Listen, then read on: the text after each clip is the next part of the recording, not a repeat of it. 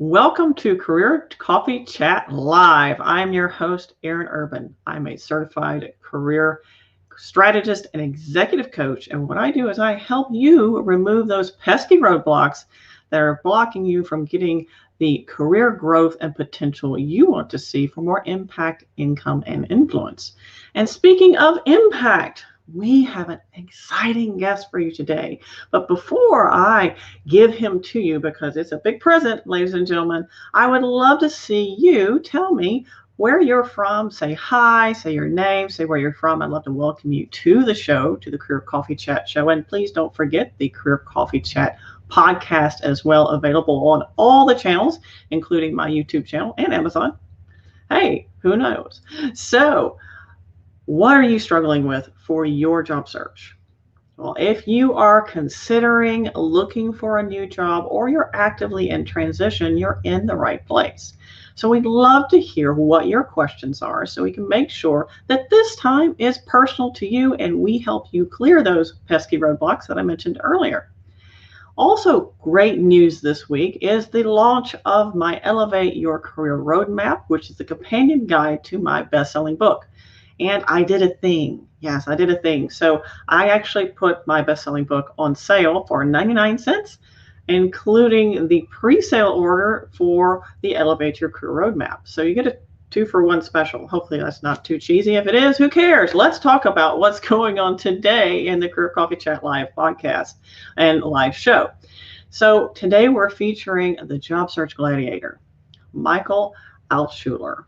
And he is an internationally recognized motivational speaker, peak performance, and career expert. And you are really lucky to have him on the show today. We will be talking about what matters when it comes to making a successful career change with clarity, passion, purpose, and potential, and how to land more interviews and win those interviews. Now, a little bit about Michael. He is from the hit TV American show Gladiators, American Gladiators. And that's a big deal, actually. I'm dying to know more about that. Now he's transitioned to being a gladiator for you, the job seeker. And he's created a job battle plan that arms job seekers with exactly what you need to know to say and do to land more interviews, ace more interviews, and how to successfully make a career change. And this is all for one purpose, ladies and gentlemen, to help job seekers land the job of their dreams in record time. And don't we all want that? More effective, more efficient, and on time. And I am super excited to introduce Michael. Michael, it's such a pleasure to have you on the show today. Thank you, Erin. It's a pleasure to be here. Thanks for having me. Yay! So I am a little curious. I remember the Gladiators, the American Gladiator show. So tell me a little bit about that, some highlights. How was that? How was that experience, and how did you transition from that experience to where you are today? What inspired you? Well, first of all, I love competition, and if I had my dream come true, I would have been a professional athlete, but I wasn't fast enough, strong enough, agile enough. Other than that, I was perfect. So I decided, with the help of one of my associates in my office, David Greenspun, he brought me in a tape when American Gladiators first hit the airwaves and said, Mike, there's a new show on TV. I know you wanted to be a professional athlete. And I was 35 at the time. He brought me a video tape and he said, here's a new show. You could be on the show and you compete nationally in front of millions of viewers in these athletic events. Kind of a respun dream, but you could do that. And I remember feeling tremendous fear. I was just paralyzed with fear, but yet excited that I could do it. So I had these conflicting emotions. And I said no, and I gave every excuse in the book why I didn't want to do it. And then finally the next year, he was chasing my dream for me, which will lend itself to you if you're looking for a job, which you are now, how you can do that. None of us go this road alone. We are dependent people, not independent people. We need people in our corner to help us, whether it's network, hold us accountable, encourage and support us. It's a tough road looking for a job. We get that. Don't do it alone. So anyway, he helped me get this, live my dream. I ended up on the show, and I love competition, and that's really a nice segue, Erin, because getting a job today, it's not like getting a job pre-pandemic. Getting a job today, you're competing against 2-3 times more people, and it's not about doing a good job. Because if you do a good job during the interview, or you do a good job at getting more interviews, and it's not as good as someone else, you come in second place. And you know what that pays? Zero. So it's about winning. And if you're going to win in a competitive job market, you need a battle plan. Absolutely. That's a really great, not only backstory, and it is true as well. We don't want to try this alone. And it's not just about networking. While networking is important, there's more to it than that. You need someone in your corner. You need someone who will push you a little bit, because oftentimes we don't give ourselves enough credit. Yeah, it's true. Yeah. Yeah. And one of the big myths I hear, for example, is, oh, I have to apply for a job that's 100% matched for me. I have to check all the boxes. I just want to be a shoe-in, a perfect fit. And it doesn't work out. Yeah, there's so many things that there's no perfect fit in a mate, and there's no perfect fit in a job. You want to get something that hits on the key. I oftentimes, whether you're looking for a mate or a job or anything, you have the must-haves. These are the absolute must-haves. Because remember, it's a two-way street. It's you want to be right for the company, and the company wants to be right for you. It's not just you wanting a job and them wanting an employee. It has to be a match. So where do you find that common denominator, that common ground of what's most important to the company and to you? And I think the best way to look at that, Aaron, is you have the must-haves. These are the foundational things. I have to have a job that does this, this, and this, that feeds me, my passion, my deepest interests. That's the must-have. The like-to-have, it'd be great if they have this, if I work in an environment like this, or I work in a city like this, or a company that does this. And then this would be a cherry on top of the sundae if I have this bottom part of the list. But you have to make a list, I think, and say, what are the absolute must-haves that are really non-negotiable? And then the like-to-have, it'd be great to have these, and then this would be a cherry on top of the sundae. Right. Yeah, and I also find that when people try to be too good of a match, they're not giving themselves enough room to grow. Because smart leaders, smart managers will look at your resume and say, oh, well, you checked all the boxes. You're going to be bored in 6 months and leave, and attrition costs money. So that leads me to something which might be shocking to some people, to hear that you don't want to apply for a job that's an exact match for you. You actually want to give yourself some room to grow. But if that's shocking to you, I'd love to hear from you, Michael. What might be the most shocking thing you heard that's not only shocking but true for job seekers to actually get seen, ace the interview, and get ahead? Yeah, well, there's three different areas. One is, the thing I hear over and over again as a career coach, and why we created Job Gladiator, is number one, and I think it's probably 40, 40, 20. 40% of the folks that I talk to and you listening to this right now, you're having a challenge getting interviews. And not only is that a challenge, it's extremely frustrating. And I get that. And if you're looking for a job, sometimes it's not superficially just a job. I mean, maybe you're going to lose your home. I mean, I take this really very seriously. Maybe you can't really take care of your family the way you should as a parent. And I know how hard that is being a dad. And you're depressed, and some of you are, and because it's taking so long. So I get the seriousness of this. It's not just a job. And that's why I created the Job Battle Plan.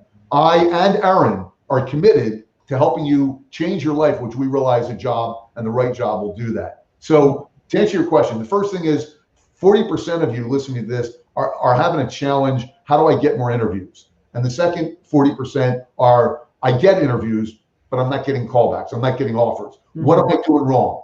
And what do I need to do right? And the third thing is, I'm thinking about making a career change. And what career change should I make? And how do I transfer my skills, and what skills are transferable to this new job where it really resonates with a hiring manager or a recruiter? Now, Aaron, did you want me to touch on how do I get more interviews? And what do I think is the most important thing that someone needs to do to get more interviews, or getting acing the interview and getting more offers?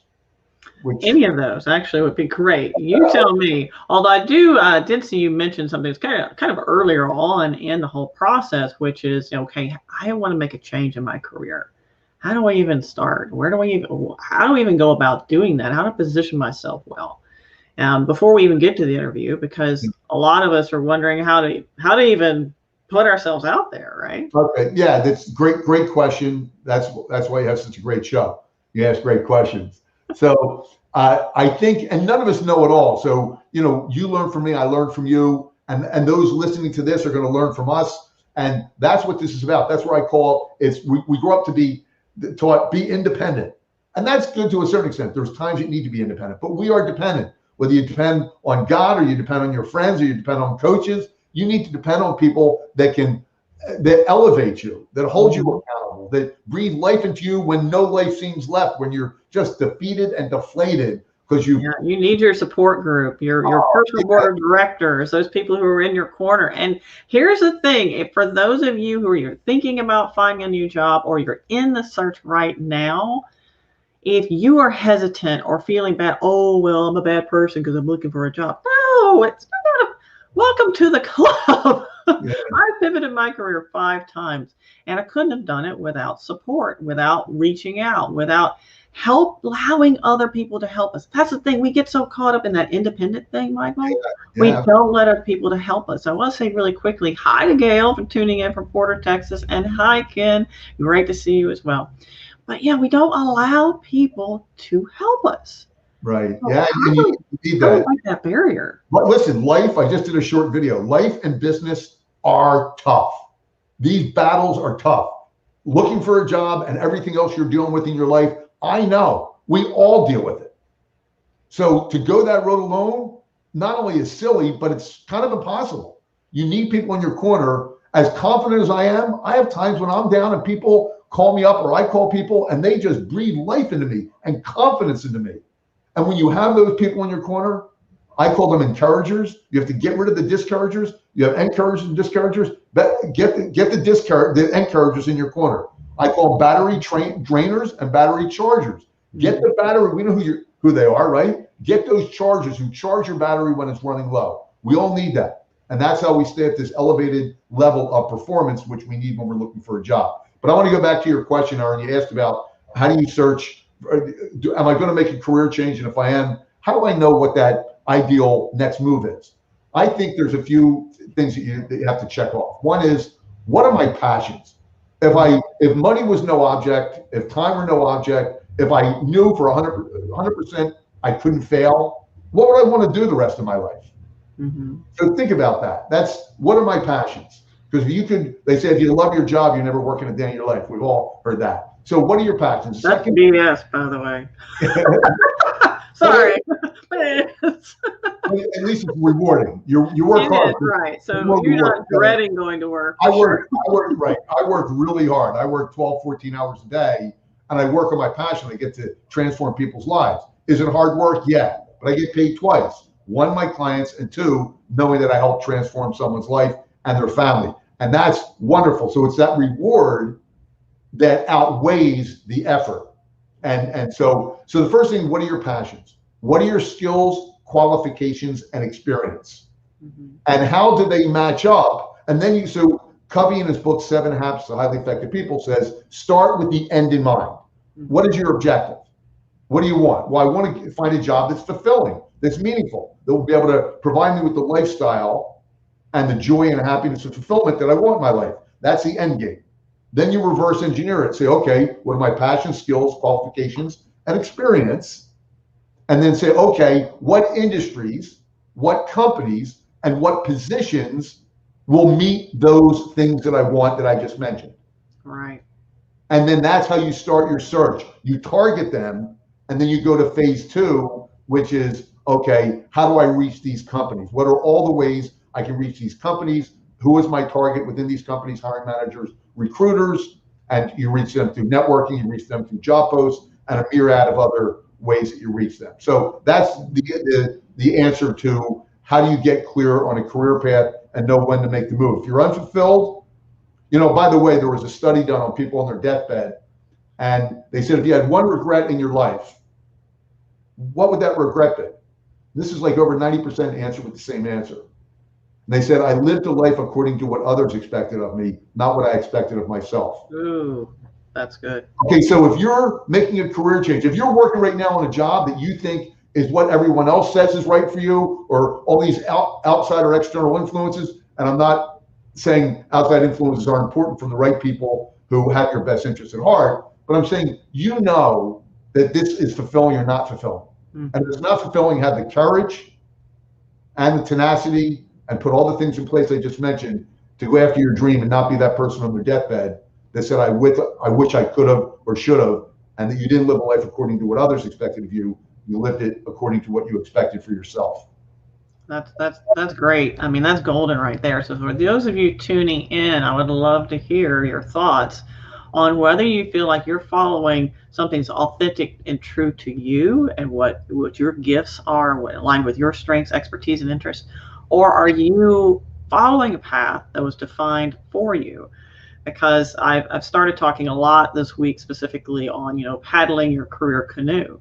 And if you don't paddle it, then guess what? You're just allowing it to drift down the lazy river of life and get hung up on whatever, or worse yet, allow somebody else to paddle your canoe for you. Just like my ex-husband and I almost got a divorce on the canoe. Maybe we should have just gone ahead and done that. But regardless, we were trying to canoe together. We never canoed together. Of course, he had one idea of where we should go, and I was trying to go something. We weren't in alignment. It was just a big mess. We got hung up on a tree branch. It was a disaster. So lessons learned from that is make sure that if you are paddling your canoe with someone, you're in alignment with that, or paddling your own darn canoe. So are you paddling your canoe? And if so, is it where you want it to go? Or are you frantically trying to get upstream like a crazy person and not really getting anywhere? And Gail shares, she said, 98% of everything I applied to was 100% match earlier. And she learned that earlier this year that was a big mistake. So, yeah, I mean, that's another myth that we fall into the trap of. Thank you, Gail, for sharing that. We fall into this trap of thinking, oh, we have to be 100% match, or, oh, I have to do what other people think, or, even those people who are our influencers may have our best interests at heart. We still have to pay attention to what is in here, right? Yeah, that's great. And what you said reminded me, my mentor was Zig Ziglar, and one of the things you mentioned about paddling and outside influences, he had a great quote. He said, there's two types of people in the world, wandering generalities and meaningful specifics. So I ask you, listening and watching this right now, are you a wandering generality, letting the stream of life take you wherever it may, or are you a meaningful specific? That you are very directed in your values, your vision, your purpose of your life, that you thought through that, and then you reverse engineer that into what you need to do in order to make that happen.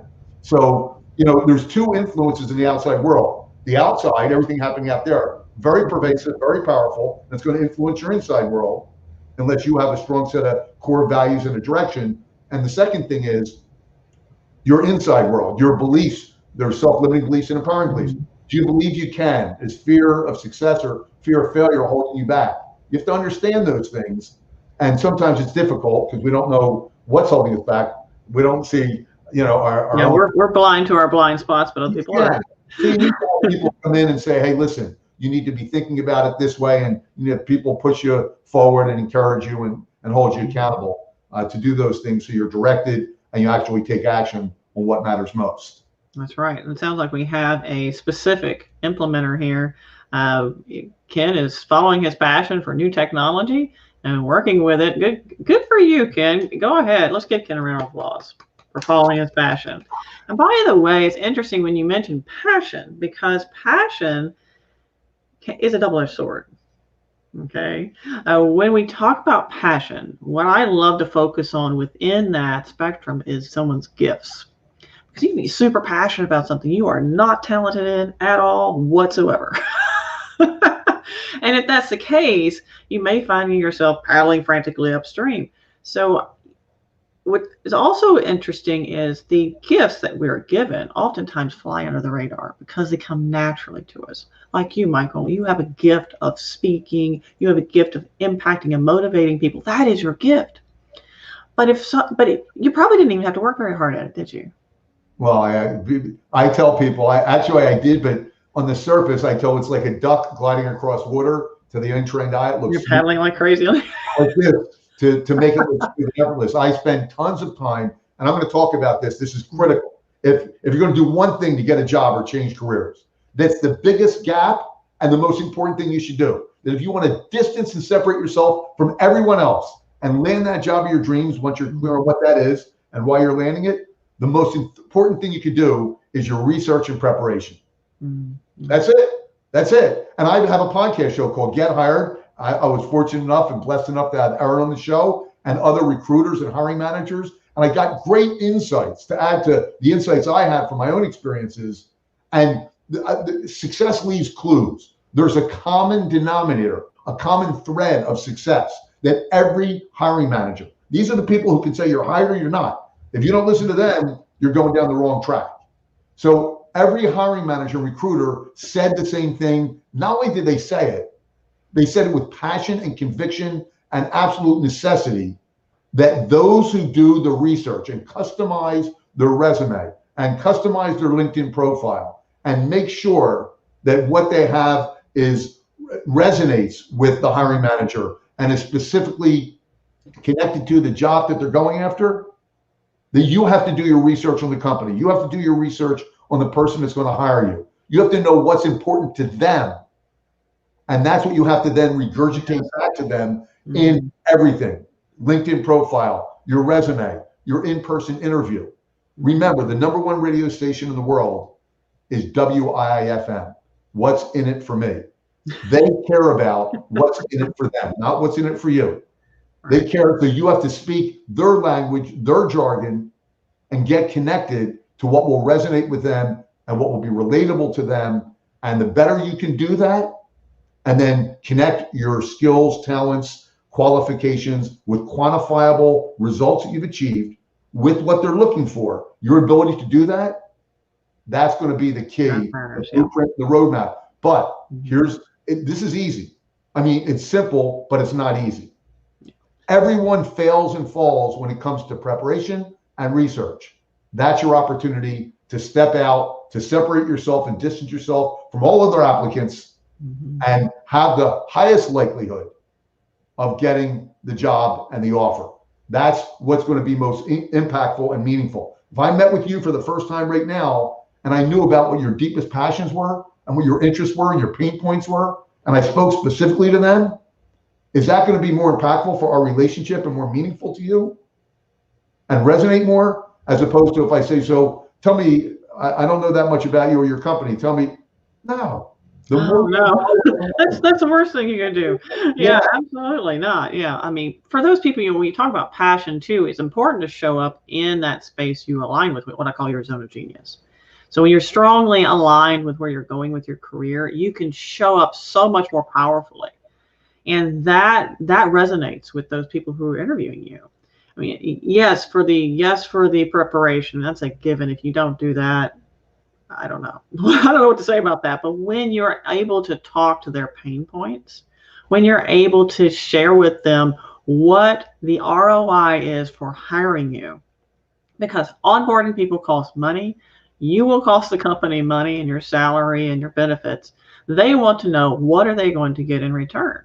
And that's literally almost a transactional / relationship. Okay, it's part of it's the human quotient. So how are you showing up? Are you being that person that they say, yes, I can know, like, and trust, I want to work with this person, or not? And what does that look like for you?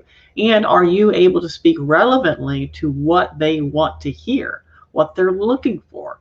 Not just, well, this is what I used to do. They don't care. I mean, within reason, they don't care as well, except for backup, but they want to know what's relevant to them. Relevancy is absolutely critical. Relevant, think about R's. Relevant and relatable. Relatable meaning you're speaking their language, their jargon. Know about the language, the acronyms in their business. Speak their language.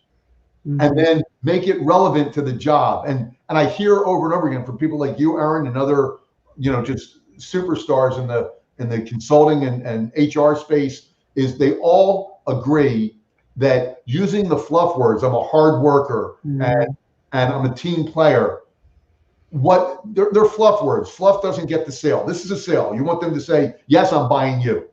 And in order to get them to do that, and I'm going to take what you said to the next level. You said they want to hire someone who they know, like, and trust.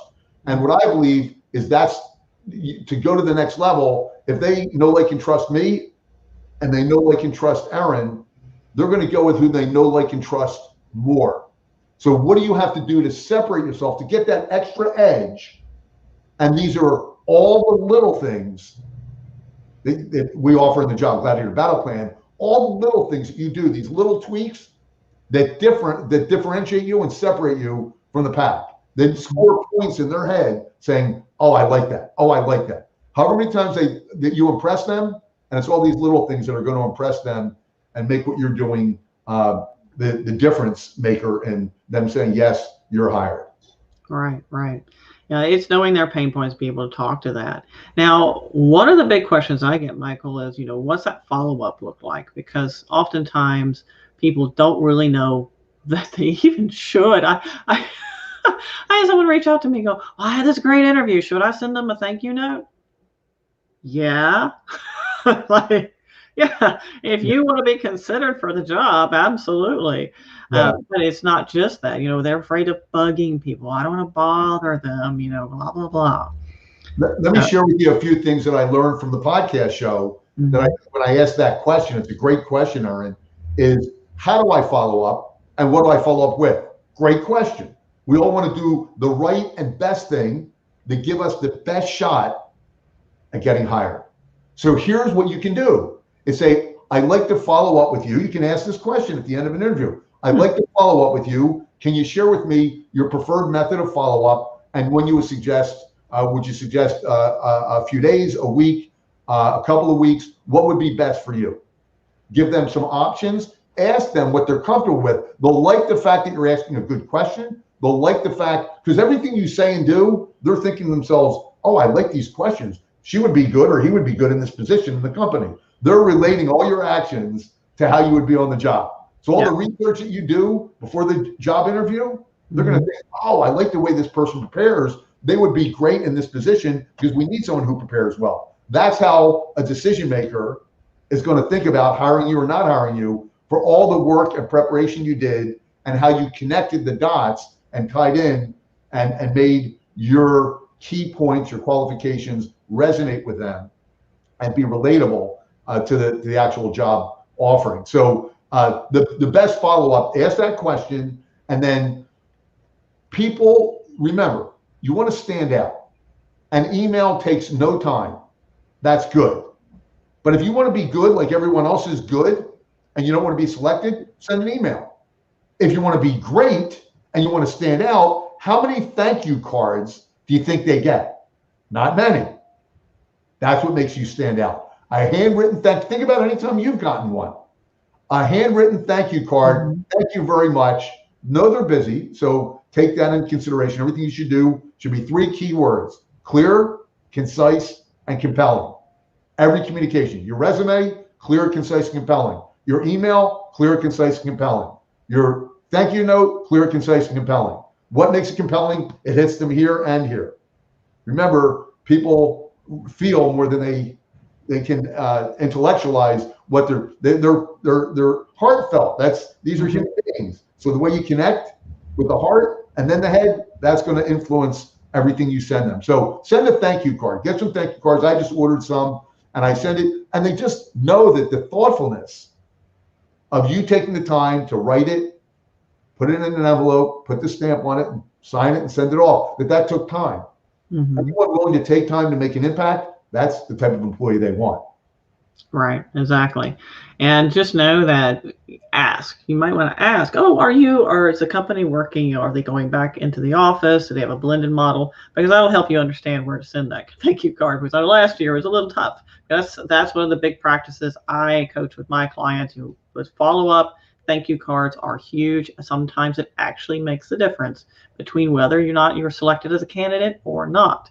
That is actually a contributing factor. Yeah. During the pandemic, it was a little tough because a lot of people weren't in the office, but people are going back into the office. And besides, you want to know as a potential candidate and potential future employee what that looks like for you, whether it's a remote work, whether it's a blended model, what that looks like. So asking that question won't seem abnormal or super nosy. Yeah. Can you give me your home mailing address? Right, and you can ask them, say, listen, I'd like to send you a thank you card because that's what I do after meetings like this. And I don't know if you're working at the office or not. And also, I'd like to send $100,000 in cash. So would you mind giving me your home address? No, you know. You can do that if they have a sense of humor. Right, exactly. I am a big proponent of help and making them laugh, if at all possible, as long as it's appropriate. Because here's the thing, we think, oh gosh, it's so stressful here. We're going in to be an interview, and well, they are actually probably not quite as stressed, but they're still stressed as you are, because a lot of people aren't comfortable interviewing people. They're just not. So if you can put them at ease and have a conversation, you are in. And you'll also get some insights that you may not have if you hadn't. Well, let me tell you why I'm such a proponent of that. I have a talk called From Handshakes to Hugs, How to Develop Unbeatable and Unbreakable Relationships That Last a Lifetime. And everything is about relating and connecting. Because how a person feels, now I want you to think about this. This is a critical point. How a person feels about you on the onset of the interview, what they think about you, how they feel about you will influence how they see, hear, and internalize your message. Meaning the more they like you, the more your message is going to resonate. The more they dislike you, the less your interview is going to resonate with them. And they're going to pick up on things and pick things apart. And all of a sudden, all these they'll be looking for things. Challenges. They're going to look for things. And that's why they say love is blind, because we get blinded to things that are obviously not attractive the more we love someone, because it influences, literally shapes how we see, hear, and internalize the message. So how do you do this? I'm going to give you a 1-minute exercise to do that will immediately allow you to connect and relate at a deep level, which will influence everything from the beginning of the interview all the way through. That will amplify. It will amplify your qualifications and skills and the results that you've achieved in your last job, and it will neutralize any negative things that they may think that, oh, this isn't so good. It will neutralize them, because they're going to give you the benefit of the doubt, because they really like you. It's about relating and connecting. This is how you do it. The person who is interviewing you, go to their LinkedIn, find out who they are, go to their LinkedIn profile, find out, scroll down, find out what their passions are, not their interests. Interest is superficial. Passions are something that once you get someone started about their passions, they won't be able to stop. This is deeply embedded in their heart. So find out what their passions are. And the way you find that is you'll see what charities they subscribe to, who they connect with as who they follow, what leaders do they follow.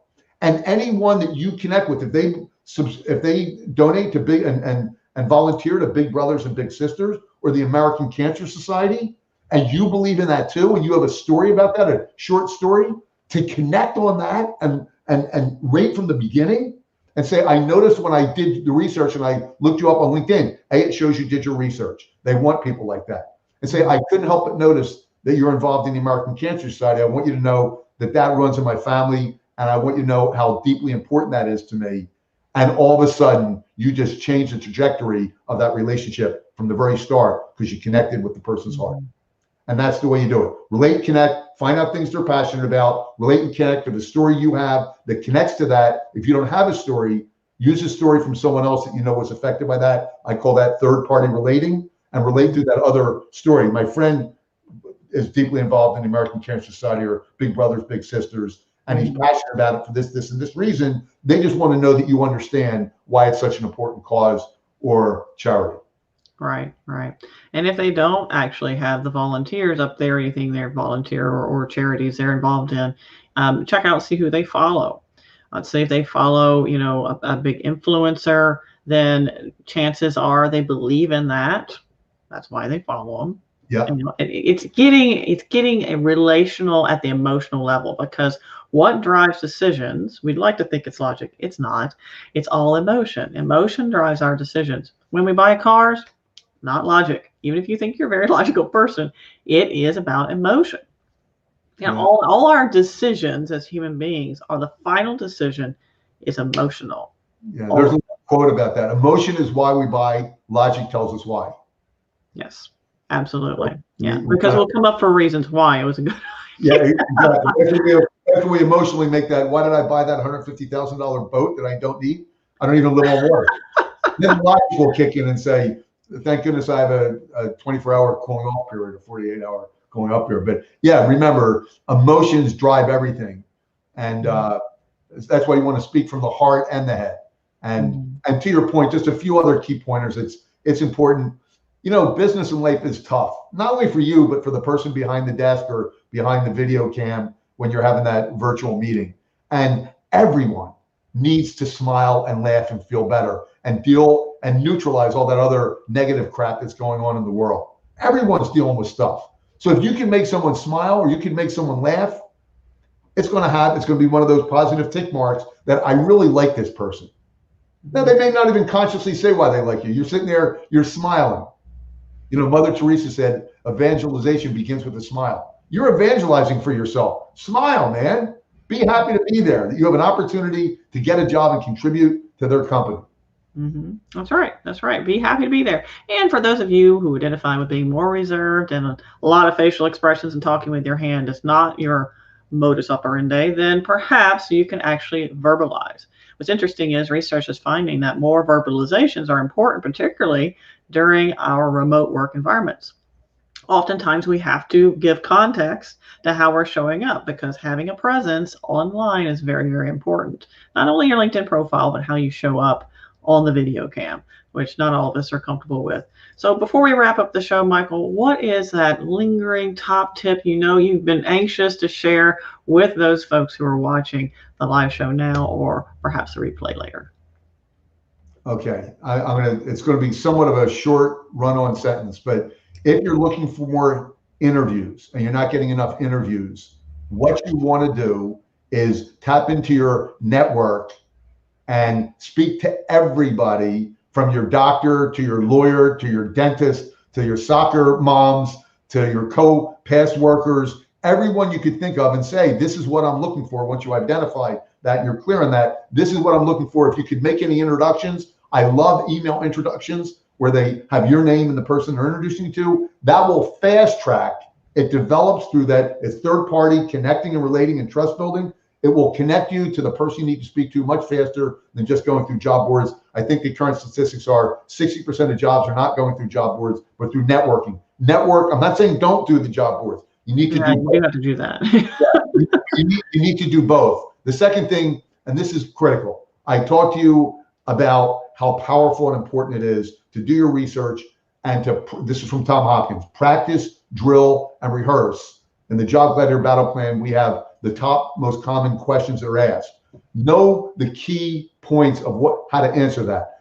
Tell me a challenge you dealt with work and how you handled it and what the outcome was. Be prepared with all the questions and the answers. You don't want to sound robotic. You want to sound conversational, but remember the key points to remember what you're going to say during the interview when it's a little more pressure filled. And I encourage people, I do this as a speaker, to record yourself. You can get a free Zoom link for up to 45 minutes. Record yourself. If you don't like the way you look or sound, chances are they won't like it either. So you don't have to be animated. I'm an animated person. You can be conservative, but you still need to be clear. You need to smile. Everyone can do that. And you need to record yourself so you see what you look like and how you sound, and that way you can improve yourself. And if you don't like the way you sound, don't worry. No one ever does. No, I don't either. Everyone hates the way they sound and look. So it's okay. Just look at it to improve. That's all you're looking for. Progress, not perfection. And if you're making a career change now, remember what you want to do is tap into your passions, your qualifications, your skills, be clear on what you want, and then go after that target market and know how to transfer those skills over to the job you're looking for. Make it relatable so it resonates to the hiring manager or the recruiter. Absolutely. Absolutely. And another top tip, since we're throwing out some really good advice here to land that ideal job, whether you're actively in transition or whether you're considering making a career move. Another top tip I share with my clients is leverage the job description, because oftentimes, particularly in the initial interview, we may not have that much additional information beyond what's being given to us in the job description, but leverage it. Ask yourself questions for every single bullet point. Do I have an example of this? Can I give an explicit example of this where I've leveraged this type of skill, where I've done this in the past? And if you can attach it with a tangible outcome, that's even better. That's key. Dale asked if Michael has a podcast. And what's your answer, Michael? I have 2 podcasts. Yes, double the trouble. The first, and thank you for asking, by the way, the first podcast show is called The Results Podcast with Michael Altschuler. As you know, all I care about is getting the result for you. So you hear those words, I'm hired, or you're hired. And the second one is Get Hired with Job Gladiator. And it's on all the platforms like Aaron's and all we care about, Erin, and that's why I love about your heart, and she puts her intelligence, her passion, and her heart, as I do, behind this, that to really all we care about is you saying, man, thank you. I got the job of my dreams. I'm living my life the way I wanted to on my terms and conditions. And that means the world to both she and I. And we want to hear those stories. We really do.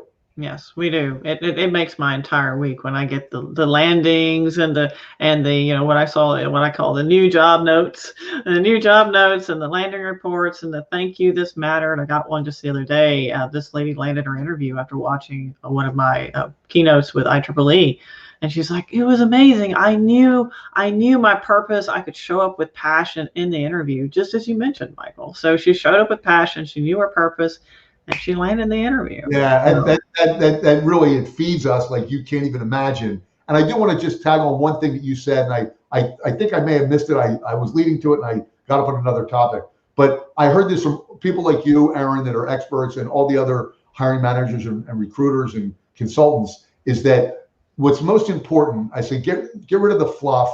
Hey, I'm a team player and things like that. I'm not saying get rid of it totally, but what they're more interested in is quantifiable. That's the word I hear over and over and over again. What quantifiable results? I increased sales 132% year over year ever since I started with the company. I reduced turnover. I produced this many more products. I reduced inventory. Whatever quantifiable data you have, put that up front at the top of your resume. Those results, I just came up with a quote the other day. Actions speak louder than words, and results speak louder than actions. Results are everything. So when you have results that are quantifiable, any hiring manager will be able to back into that and say, if this person achieved 135% of quota every year for the last 5 years, you don't have to tell them you're a hard worker. You don't have to tell them you're always willing to learn. They know, they can figure that out. If you've achieved that, they know that you have a growth mindset. They know that you're a team player. They know that you make tons of calls. They know that you're always refining your skills and sharpening your tools in your toolbox. They know all that. They can figure that out. Nothing speaks louder than the quantifiable results that you've achieved. Whatever you've achieved in your job, offer that up, present that in short stories during your interview, and that will get you just miles ahead of anyone else. Absolutely. And for those of you who may struggle with that, because I do have quite a few clients who are like, well, like Gail, she says, I'm an accountant. How do I quantify that? So think about it like this, if you think to yourself, well, I, don't do all these things that are that impactful. Well, one, challenge that, because you're a lot more impactful than you give yourself credit for. And if you think, well, I'm just part of doing my job, well, consider this. If you do a great job, what would happen if you didn't? So, right? So you matter to that organization. If you met monthly close every month with no mistakes, that's what you need to talk about. It may not be sexy, but it's important. And if you're avoiding risk, like my husband, he's a reliability engineer. He avoids things like Deepwater Horizon. Big deal. Billions of dollars of environmental impact. So at superficial level, it's not exciting and is extremely important. So we want to talk about these things. We want to give ourselves some space and grace, right? You do matter. Grace, I love that. And I love the fact that if you're an accountant and you say, well, how do I quantify being an accountant? Well, I haven't lost a client in 5 years. That must mean I'm doing a great job. Or I've saved my account. I've never had any of my clients audited, or I'm well below the industry average of having my clients audited. If you search deep enough, or you're a factory worker. Okay, I showed up 3 years in a row. I have the best attendance rate of anyone. What are all if you got reviews from your employer, what does everyone agree about that makes you special and unique? And think about that. There's things that you do that are special and unique that are going to stand out and are quantifiable. The fact that you showed up without missing work, people want people like that in an organization. That's quantifiable. Attendance is quantifiable. Not losing customers as an accountant, quantifiable. Increasing production if you're on an assembly line, quantifiable.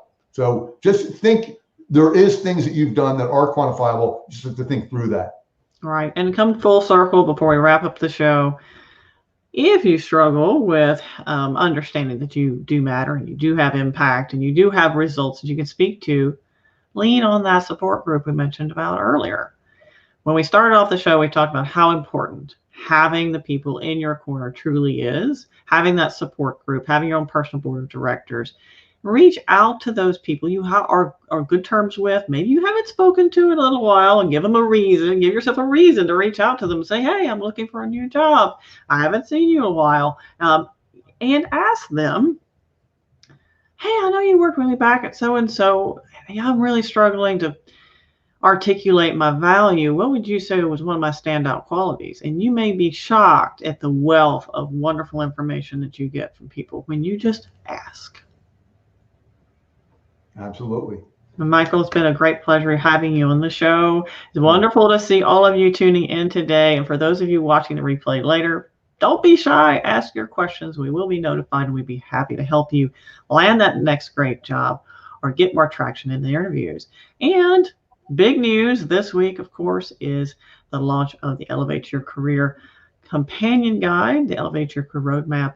And you can get that at 50% off right now this week, as well as my best-selling book for only $1. So don't miss out on that. But here's the biggest thing for me, ladies and gentlemen, for all of you tuning in: keep elevating.